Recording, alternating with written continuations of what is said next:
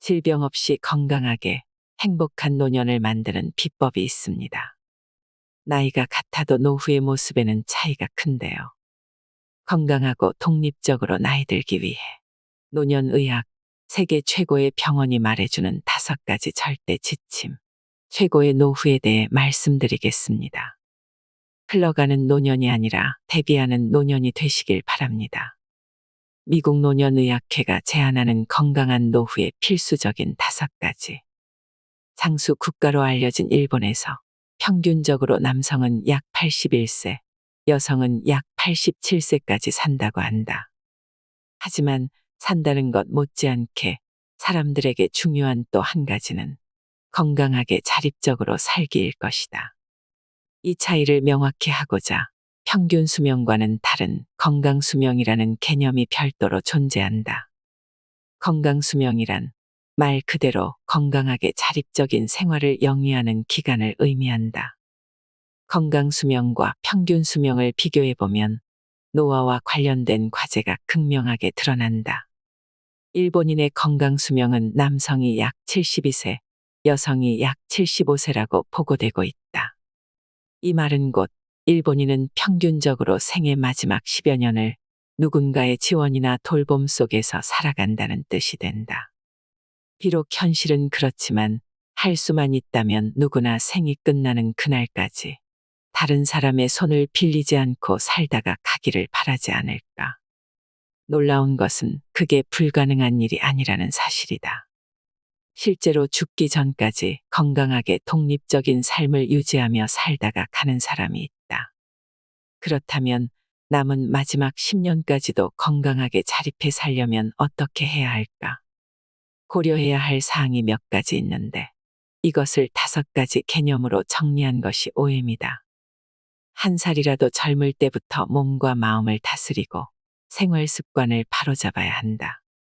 이러한 노력은 무엇과도 바꿀 수 없는 건강하고 행복한 노후로 이어진다. 그러면 OM이란 구체적으로 무엇을 말하는 것인지 하나씩 알아보자.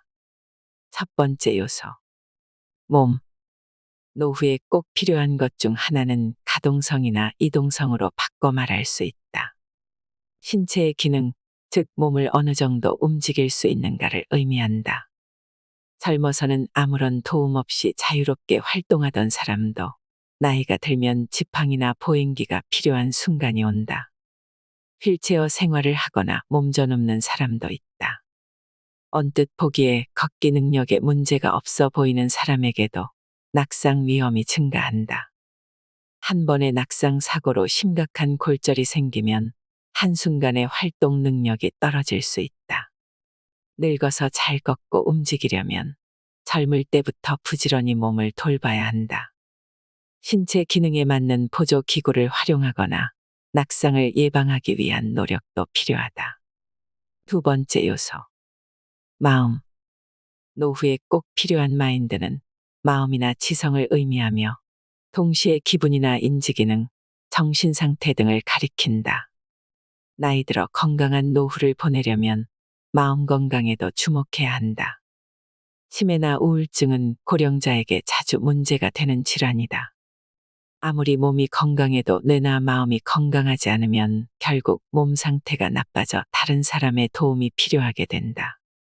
또한 우울증이 인지기능을 떨어뜨리거나 치매가 우울증을 초래하는 등 서로 영향을 주고받기 때문에 더 주의할 필요가 있다. 고령자는 다른 세대보다 자살률이 높다는 특징이 있다. 신체 건강만이 아니라 뇌와 마음의 건강에 대해서도 관심 있게 지켜보고 현재 상태를 정확히 파악해 문제를 예방해야 한다. 세 번째 요소. 약. 노후에 꼭 필요한 또 한 가지는 약을 가리킨다. 나이가 들면 몸이 늙기 때문에 자연히 없던 병이 하나둘 생긴다. 그러다 보면 약이 점점 늘어 다량의 약을 먹게 된다. 하루에 복용하는 약의 수가 매우 많은 상태를 다약제 복용이라고 한다. 약이나 질환의 성격상 어쩔 수 없이 오랫동안 약을 먹어야 할 때도 있고, 먹는 편이 좋은 약도 분명히 있다. 하지만 한편으론 그만둘 수 있는 약이나 그만두는 편이 좋은 약이 있는데, 의사나 환자가 이를 인지하지 못해 계속 복용하게 되는 경우가 적지 않다. 고령이 되면 이렇게 다약제 복용이 만연하게 된다. 나이가 들면 약과의 현명한 동행이 필요하다. 네 번째 요소. 예방. 노후에 꼭 필요한 것은 일반적으로 다양한 질병을 안고 있는 상태를 일컫는데, 여기서는 이를 미연에 방지해야 한다는 관점에서 예방이라는 용어를 사용했다. 쉽게 말하면 다양한 질환을 예방해야 한다는 뜻이다. 나이가 들수록 생활습관병, 암, 감염증, 심장질환 등 다양한 질병의 위험이 증가한다. 이들 중에는 운이 나빠서 발병하는 질환도 있지만 노력하면 예방할 수 있는 질환도 많다. 갖가지 질환을 예방하기 위해 할 수 있는 일, 그리고 여러 질환과 똑똑하게 동행하는 방법에 대해 생각해 보도록 하자. 다섯 번째 요소. 삶의 의미. 노후에 꼭 필요한 마지막 요소로서 잊어선 안 되는 것이 삶의 의미이다. 즉, 나의 인생에서 무엇이 가장 중요한가라는 관점을 의미한다. 사람에게는 저마다 삶의 목표나 방식, 기호가 있다.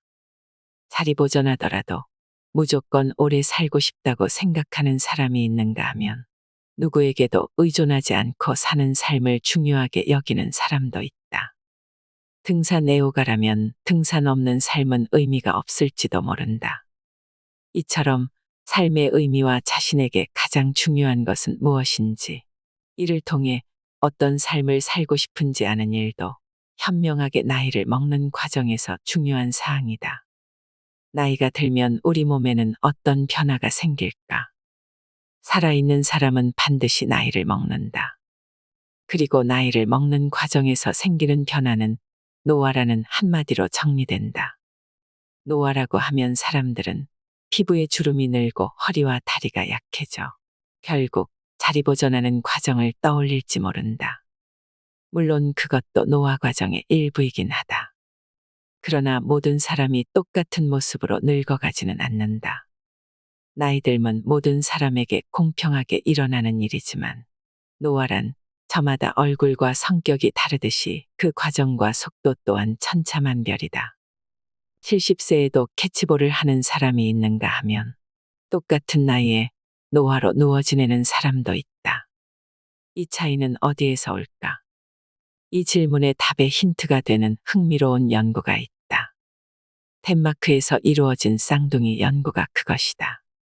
덴마크 연구자들은 유전자 정보가 장수에 얼마나 영향을 끼치는지 확인하기 위해 일란성 쌍둥이와 이란성 쌍둥이의 수명이 어느 정도 유사한지 조사했다. 연구 결과에 따르면 60세 미만 시점에서는 유전자와 수명은 거의 상관관계를 보이지 않았지만 60세 이후에는 일란성 쌍둥이 간의 수명이 점차 가까워지는 양상을 보였다고 한다. 한쪽 쌍둥이의 수명이 1세 증가할 때마다 일란성 쌍둥이의 나머지 한쪽은 평균 0.21세 증가했으나 일란성 쌍둥이의 나머지 한쪽은 평균 0.39세 증가했다. 나이가 90세나 100세에 가까워질수록 유전자의 영향이 더 농후해져서 일란성과 이란성 모두 수명이 한층 근접한다는 사실도 알게 되었다. 이러한 사실을 근거로 유전자 정보는 수명에 영향을 끼친다고 판단할 수 있다. 계산 결과에 따르면 수명을 결정하는 요인의 25% 정도가 부모에게 물려받은 유전자 정보에 의해 좌우된다고 한다. 25%가 유전자 정보로 결정된다면 이 부분은 어쩔 수 없지만 역으로 나머지 75%는 자기 노력으로 어찌해 볼 수 있다는 뜻이 된다. 따라서 어떤 식으로 사느냐는 미래의 자신에게 아주 중요한 문제라고 할 수 있다. 노화를 이해할 때 또 하나 알아두어야 할 용어가 있다. 바로 노쇠다. 노쇠란 노화와 관련한 생리적인 쇠퇴를 의미한다. 노쇠 평가는 나이라는 숫자보다 더 정확하게 앞으로 생길 신체 기능의 악화나 사망률을 예측한다고 알려져 있다. 나이는 같은 70세라고 해도 신체 기능이나 사망률에서 각기 다른 모습을 보일 수 있으나 노쇠는 등급이 같으면 사망률도 비슷해진다는 뜻이다. 과거에는 의료 현장에서 환자분은 나이가 80세라 수술은 힘듭니다처럼 마치 나이로 치료법이 결정되는 듯한 설명이 주를 이루었다. 하지만 이런 치료는 잘못되었다. 앞에서 지적한 것처럼 노화는 천차만별이기 때문이다. 같은 80세라 해도 흡사 30대나 40대처럼 팔다리가 튼튼해 활발히 활동하는 사람이 있는가 하면 반대로 누워 지내는 사람이 있다. 두 사람에게 단지 나이가 같다는 이유로 동일한 치료법을 쓴다면 쉽게 납득이 가겠는가. 따라서 지금은 나이로만 판단하지 않고 정밀한 노쇠 평가를 병행하여 치료법을 결정하는 방식이 늘고 있다. 일반적으로 체중 감소, 잦은 피로감, 보행 속도 감소, 만성질환 여부, 신체 활동 감소 등 5가지 항목에서 3가지 이상 문제가 있다고 평가되면 노쇠라고 볼 수 있다. 한편 노쇠가 있으면 질병에 취약하고 치료 시 합병증 위험이 커진다고 한다. 하지만 안타깝게도 65세 이상의 약 10%가 노쇠 상태이고 약 40%가 예비군인 전노쇠 상태라고 한다. 이렇게 많은 사람이 노쇠를 앓고 있으며 위험에 노출되어 있다. 그렇다고 나쁜 소식만 있는 것은 아니다. 노쇠는 예방할 수 있기 때문이다. 건강한 노후를 만드는 생활 습관의 점검. 나이가 들면 몸 여기저기에 통증이 생기거나 신체 일부를 뜻대로 움직이지 못하게 될 가능성이 크다. 실제로 65세 이상 약 10명 중 1명이 휠체어를 타거나 누워 지낸다고 알려져 있다. 또 자유롭지 못한 움직임은 낙상 위험을 증가시킨다. 더욱이 한 번 넘어졌던 사람은 또다시 넘어지기 쉬워서 걷기 자체를 두려워하게 된다. 불안감 때문에 걷는 빈도가 줄어들면 심한 근력 저하가 생기게 되고 그 결과 점점 더 자주 넘어지는 악순환의 고리에 빠져들게 된다.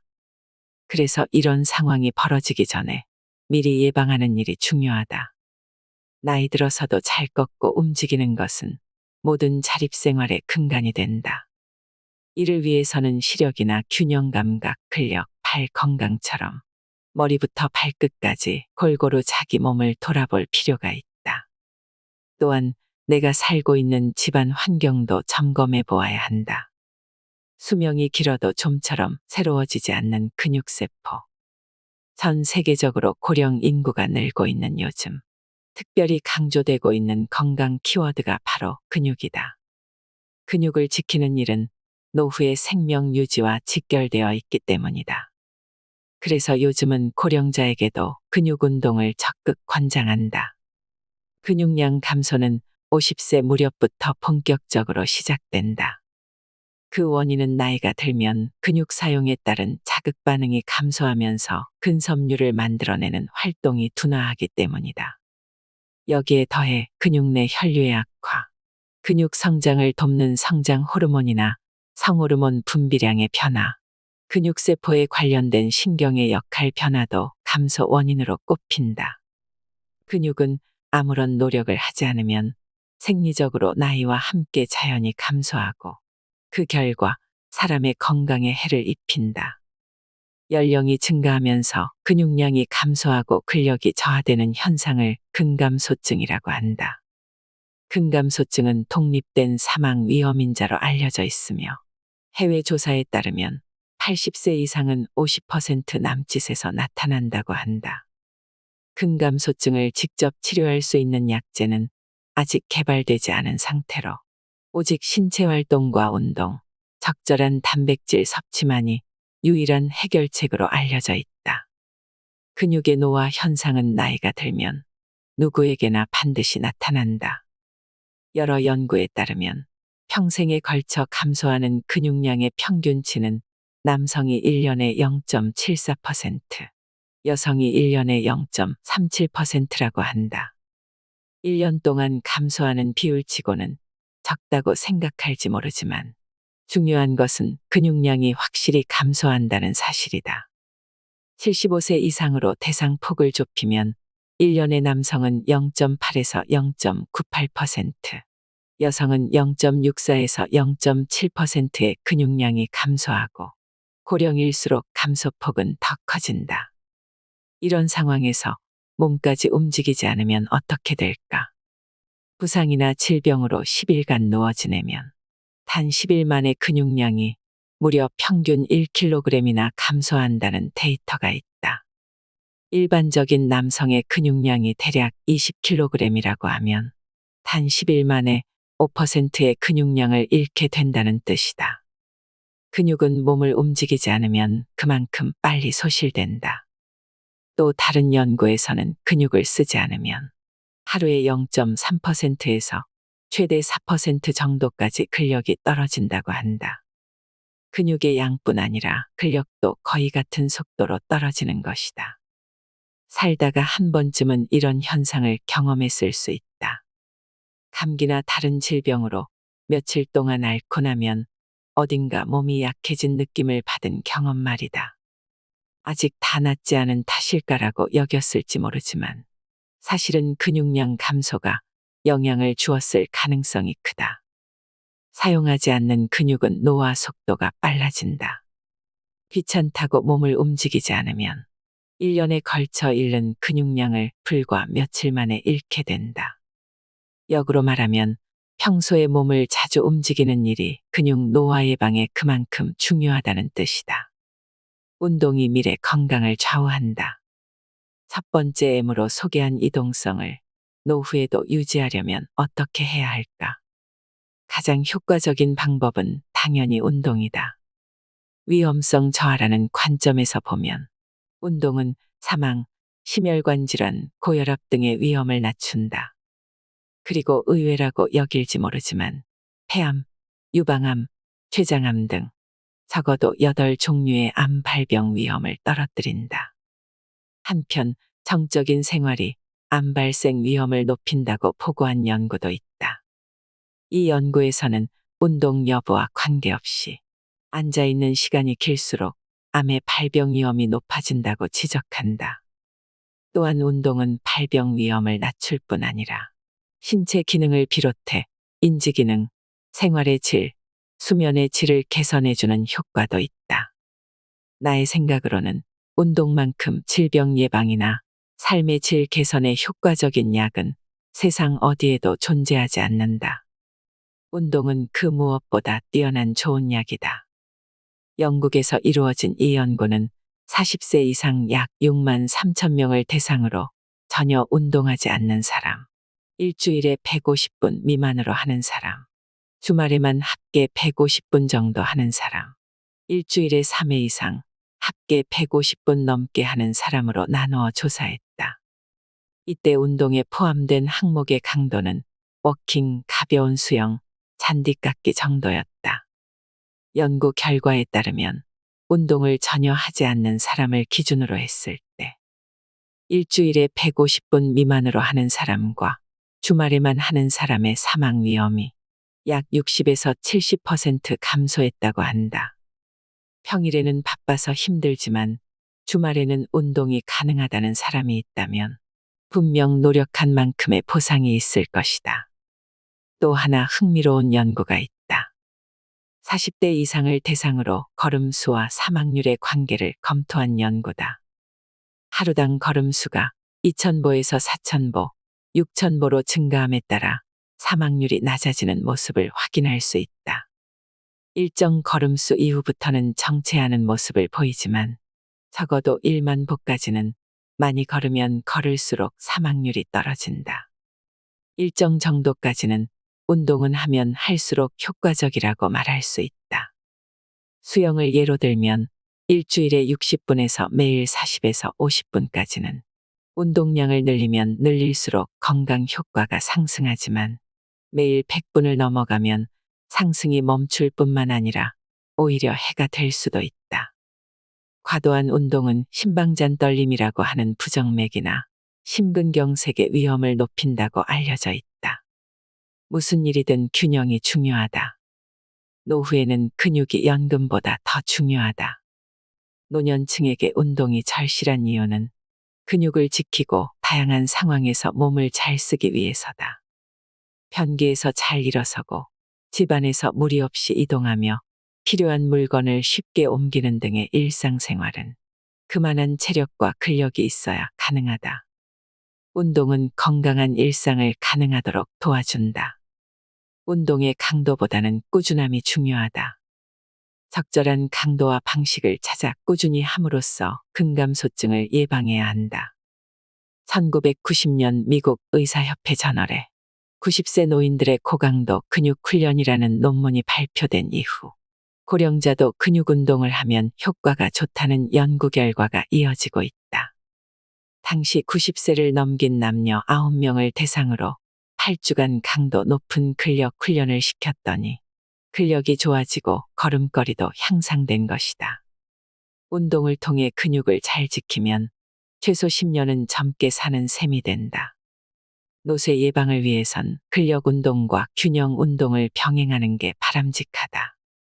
걷는 운동과는 별개로 일주일에 2에서 3회 정도 스쿼트 같은 근력 운동과 한 발로 버티기 같은 균형 운동을 번갈아 가면서 하는 게 좋다.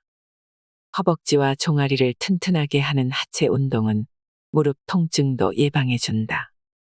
운동은 회춘약이라고도 불릴 만큼 일상의 활력을 불어넣는다.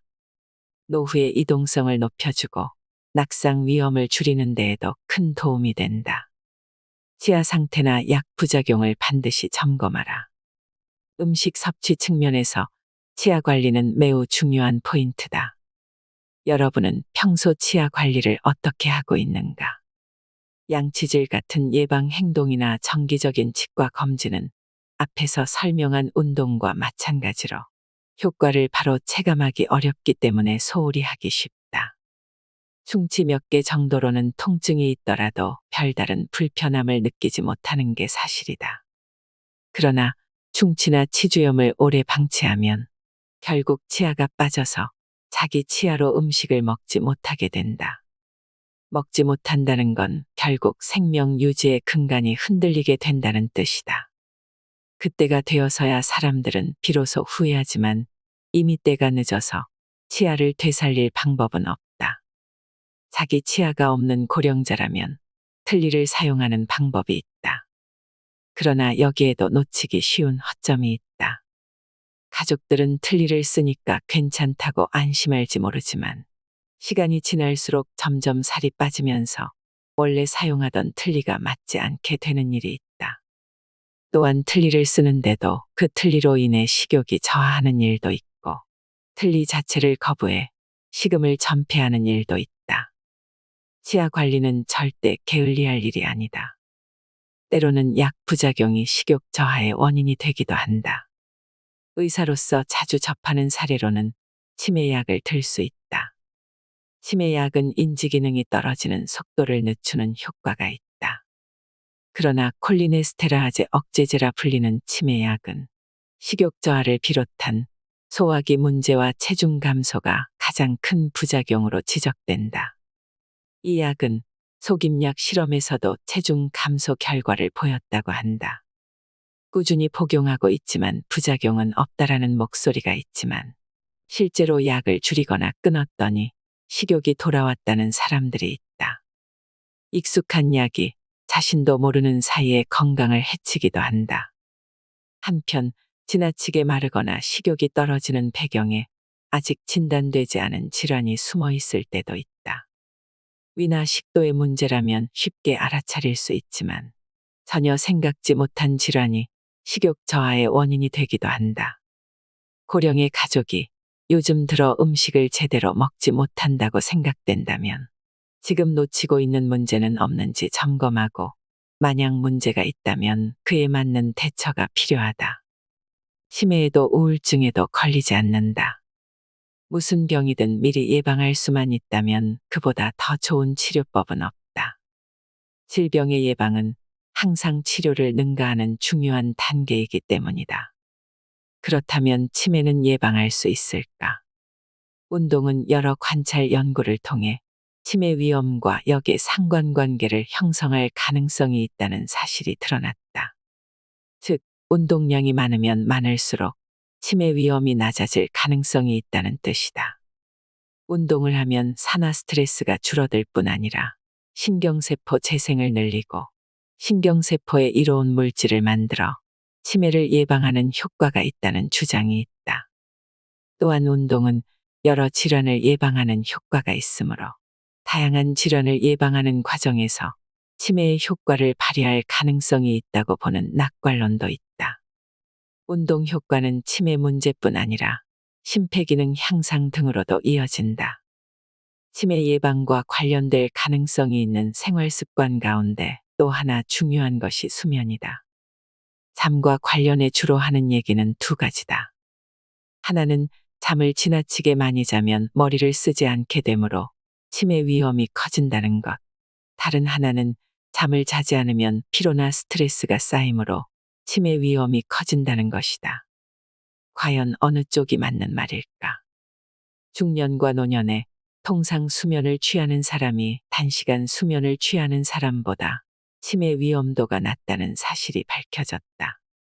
또 평균 수면 시간이 4시간, 5시간, 6시간으로 늘어날수록 치매 위험이 떨어지는 음의 상관관계가 7시간까지 확인되었다. 7시간 이상부터는 횡보한다는 사실을 확인할 수 있다. 정리하면 수면 시간이 7시간보다 짧으면 짧을수록 치매가 생길 위험이 증가한다는 뜻이 된다. 이 연구를 통해 평균 7시간의 수면을 취하는 생활 습관이 치매 위험과 관련될 가능성이 가장 낮다는 것을 확인할 수 있다. 잠을 자는 동안 뇌에 쌓인 노폐물이 충분히 제거되면서 알츠하이머병이나 여러 뇌질환을 예방하는 것으로 보인다. 충분한 수면은 치매 예방의 중요한 요소가 될 수 있다. 치매 예방에 이어 이번에는 우울증 예방법에 대해서도 알아보자. 노후에도 자기 긍정감을 갖고 즐겁게 생활하려면 우울증 예방은 필수다. 고령자 우울증은 앞에서도 설명했듯 지병이 있는 사람에게 특히 자주 발생한다. 뇌졸중이나 뇌경색처럼 특정한 질환이 있는 고령자의 약 40% 이상에서 우울증이 발견된다고 한다.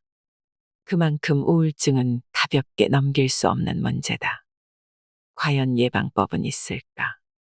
예를 들면 우울증 동반 위험이 있는 지병을 앓는 고령자가 심신의 상호관계, 이완법, 과제 해결법, 수면, 영양, 운동 등에 대해 배우게 되면 자기 효능감이 높아져 우울증을 비롯한 불안, 통증, 불면 등의 증상이 개선된다는 보고가 있다.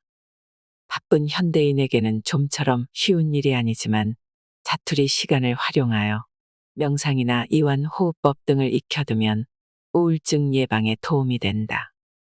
스트레스를 받거나 울적한 기분이 들면 이를 해소할 만한 나만의 노하우를 쌓는 일도 중요하다. 가벼운 산책을 한다든지, 좋아하는 음식을 먹는다든지, 의지가 되는 친구를 만난다든지, 홀로 사색하거나 책을 읽는다든지 해서 스트레스나 힘든 감정을 잘 털어버리는 것이다. 아울러 고령이 될수록 사회적 고립을 막는 게 중요하다. 고립과 단절은 노년의 삶을 무기력하고 피폐하게 만든다. 친구를 만나고 다양한 모임에 참여하면서 즐거운 노인으로 살고자 노력하는 만큼 우울증에서 멀리 벗어날 수 있다. 고령자의 경우 혈관을 지키는 치료가 우울증 예방에도 중요한 역할을 한다. 실제로 고혈압이나 이상지질혈증 치료가 우울증 위험을 감소시킨다고 알려져 있다. 여러모로 노력했지만 어느 날 갑자기 우울증이 생겼다면 어떻게 할까? 우울증에 걸리더라도 고령자에게 효과적인 치료법이 있다는 사실을 이해하고 우울증에 대한 편견을 줄이려고 노력하면 우울 증상을 경감할 수 있다고 한다. 실제로 항우울제 복용이나 심리치료는 고령자 우울증에 효과적이라고 알려져 있다.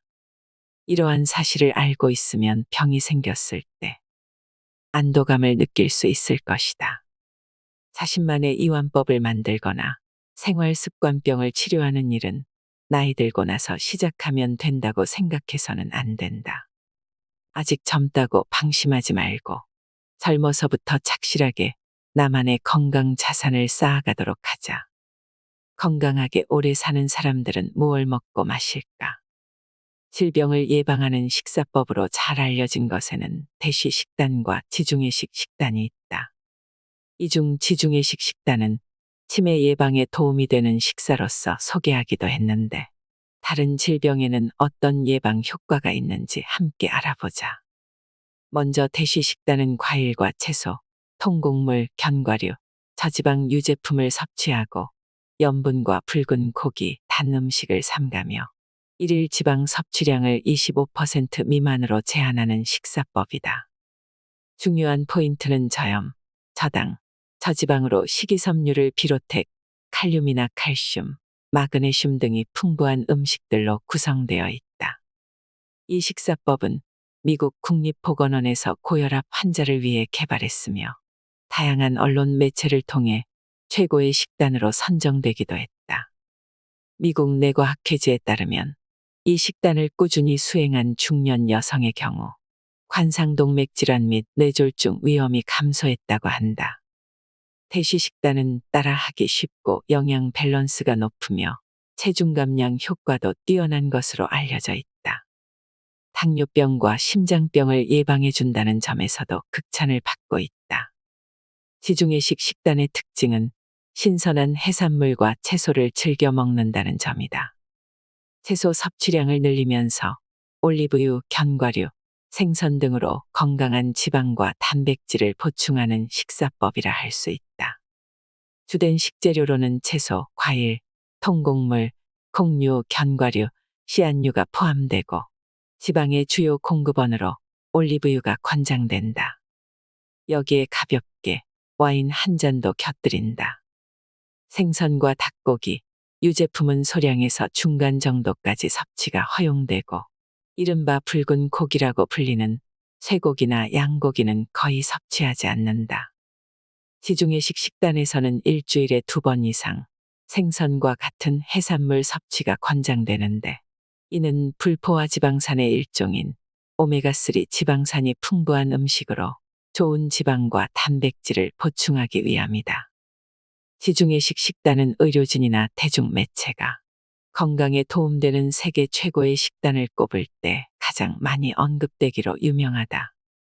특정한 음식만 먹거나 완전히 끊어야 하는 음식 없이 균형 잡힌 식사를 하도록 돕기 때문일 것이다. 또한 혈관 건강을 돕고 당뇨병 발생 위험을 줄여주며 콜레스테롤과 중성지방 수치를 낮춰준다는 연구 결과도 많다. 대시 식단과 지중해식 식단은 기본적으로 가공식품과 정제곡물, 단 음식, 설탕이 든 음료 섭취를 배제한다. 두 식단이 다른 식사법과 차별되는 큰 이유는 병을 예방하는 식단으로 과학적인 검증을 받았다는 데 있다. 대시 식단은 대장암과 심혈관 질환의 위험 감소와 관련성을 보였고, 지중해식 식단은 무작위 임상시험을 통해 심혈관 질환의 위험 감소와 연관성을 보였다. 이런 이유로 고혈압이나 심장질환이 있는 사람에게 두 식사법을 추천할 때가 있다. 물론 일반인도 충분히 시도할 가치가 있는 식사법이다. 조금씩 뱃살이 붓고 고혈압이나 당뇨 등 없던 병이 생기기 시작하는 중년이라면 더더욱 실행해 볼 가치가 있다. 아직 큰 병은 없으나 점차 몸이 피곤하고 무거워질 때 이러한 식사법을 실천하면서 운동을 생활화하면 그것이야말로 최고의 노후를 만드는 강력한 무기가 될 것이다. 우리는 모두 언젠가 늙고 병듭니다. 누구도 피해갈 수 없는 것이라면 차라리 알고 대비하는 게 나은 일이 아닐까요? 나이를 먹으면 하나둘 못하게 되는 일이 생기고 점차 쇠약을 느끼기도 합니다. 하지만 동시에 새롭게 생기는 것도 있습니다. 인생 경험, 여유로움, 지혜가 쌓이지요. 최고의 노후 체계는 102세에도 매주 고기를 먹고 건강한 생활을 하는 할머니를 비롯해 90세에도 대학에서 강의를 하는 교수, 80세가 넘어서도 자기 발로 걸어서 장을 보고 해외여행을 다닌 할머니 이야기가 나옵니다. 그들을 바라보면 건강을 위해 최선의 선택을 해왔다는 것을 알 수 있습니다. 그리고 그것이 결국 그들을 최고의 노후로 이끌었을 테지요. 나이가 들지 않는 사람은 없습니다. 나이를 먹는 것은 살아간다는 뜻입니다. 나이 들기를 부정하는 것은 살아가기를 부정하는 것과 같습니다. 그러므로 나이 때문에 혹은 아직 젊으니까 같은 말에 자신의 사고가 멈추어 버리는 것을 경계해야 합니다. 나이에 대한 선입견을 버리고 나이와 상관없는 자신만의 것, 자신만의 삶에 눈 떠야 합니다. 그러면 이제까지 보이지 않았던 또 다른 삶의 가치를 발견할 수 있을 것입니다. 이것이야말로 노화를 예방하고 행복한 노후를 만드는 비결이 아닐까요? 이상으로 인생의 품격이었습니다. 하루하루 당신의 품격이 더 빛나길 바랍니다.